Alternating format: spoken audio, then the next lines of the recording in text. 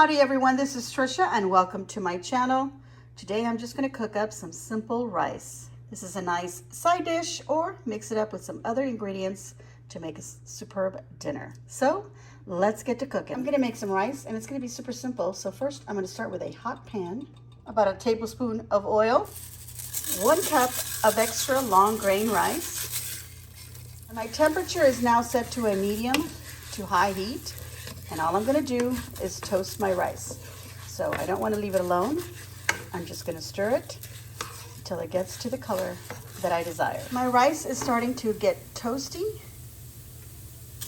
And you can also tell by that nutty scent. All right, time to add my seasoning.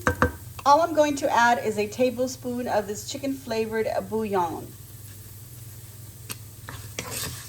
But now I'm going to add 2 cups of water.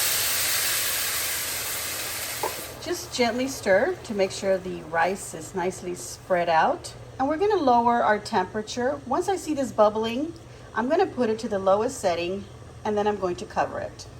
All right, this is bubbling, so I'm going to cover it and I'm going to lower the temperature to the lowest setting and I'm going to put a timer for about 15 minutes. We're not going to open this up.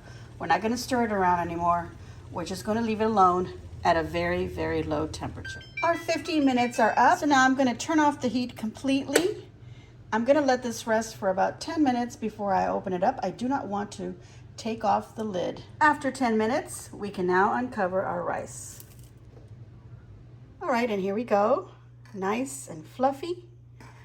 Perfect as a side dish, or use it as an ingredient in some other dish. I'm going to give myself a big old thumbs up, and I hope that you too will give me a big old thumbs up.